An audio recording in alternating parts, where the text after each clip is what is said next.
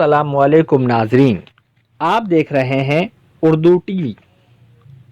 دوستوں، میں ایک انتہائی اہم خبر آپ سب کے ساتھ شیئر کرنا چاہتا ہوں، لیکن اس سے پہلے آپ سے گزارش ہے کہ اگر ابھی تک آپ نے ہمارے چینل کو سبسکرائب نہیں کیا ہے تو چینل کو ضرور سبسکرائب کر لیجئے تاکہ آنے والی ہر نئی ویڈیو آپ کو ملتی رہے، اور یہ ویڈیو کو ضرور لائک کیجیے گا۔ تو دوستو، K2 پر جاری دنیا کے سب سے خطرناک ریسکیو آپریشن میں بڑی کامیابی حاصل ہوئی ہے۔ جیسا کہ آپ سب لوگ جانتے ہیں کہ پاک آرمی کے جوان اپنی جان خطرے میں ڈال کر ہیلی کاپٹر کے ذریعے کئی دن سے ریسکیو آپریشن میں مصروف ہیں، لیکن خراب موسم کی وجہ سے انہیں محمد علی ستپارہ اور آئس لینڈ کے جان سنیری کا کوئی سراغ نہ مل سکا۔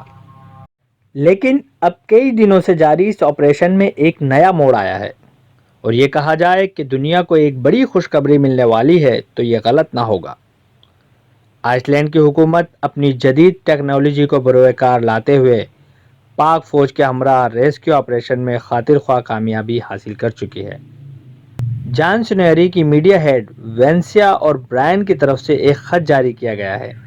وینسیا کا کہنا ہے کہ آئس لینڈ کی حکومت SAR ٹیکنالوجی کی حامل اپنی سیٹلائٹ کے ذریعے کچھ اہم شواہد حاصل کر چکی ہے، جس کی مدد سے یہ کہا جا سکتا ہے کہ محمد علی ستپارہ اور جان سنیری ابھی زندہ ہیں۔ ساتھ ہی ساتھ آپ کو یہ بھی بتاتا چلوں کہ محمد علی ستپارہ کے روحانی پیر نے بھی اپنے علم کے ذریعے اس بات کی طرف اشارہ کیا ہے کہ کوپہماؤں کی ٹیم میں سے ابھی 2 افراد زندہ ہیں۔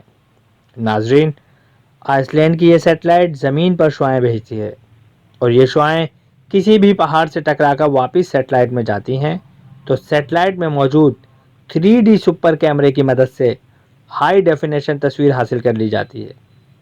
اس تصویر سے پتہ چلایا جا سکتا ہے کہ محمد علی ستپارہ اور جان سنیری اس وقت کہاں پناہ لیے ہوئے ہیں۔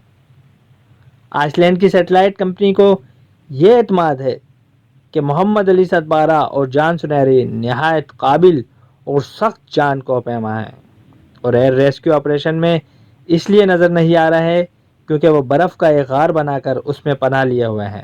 ان کی زندگی اور موت کا دار و مدار ان کے پاس موجود ایندھن پر ہے۔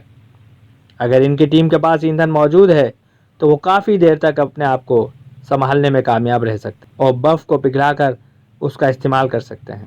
اسی پوائنٹ کو بنیاد بنا کر آئس لینڈ کی حکومت SAR ٹیکنالوجی کے استعمال کا یہ اس قدر ایڈوانس ٹیکنالوجی ہے کہ چاہے موسم جتنا بھی خراب ہو، اس ٹیکنالوجی کی مدد سے K2 پہاڑ کے ہر انچ کی تصویر لی جا سکتی ہے۔ برف کے نیچے موجود انسانی جان کی موجودگی کا بآسانی پتہ لگایا جا سکتا ہے۔ ساتھ ہی ساتھ مغربی ملکوں کے خلائی ادارے بھی اپنی خدمات فراہم کر رہے ہیں، اور جلد ہی آپ اس آپریشن کی کامیابی کی خبر سنیں گے انشاءاللہ۔ کوپہماؤں کی عالمی تنظیم کے ارکان نے بھی اس بات کا اندیہ دیا ہے کہ سخت موسم سے لڑنا علی ستپارہ کے لیے مشکل نہیں ہے۔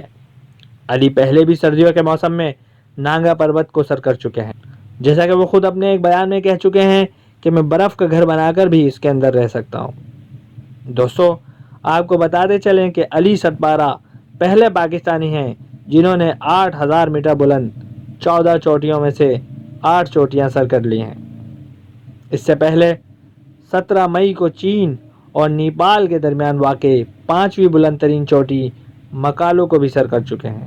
تو دوستو، ہماری اور آپ تمام دوستوں کی دعاؤں سے انشاءاللہ جلد ہی آپ اس آپریشن کی کامیابی کی خبر سنیں گے، اور پاکستان کے اس بہادر سپوت کی زبانی آپ اس کی بہادری کی داستانیں سن پائیں گے۔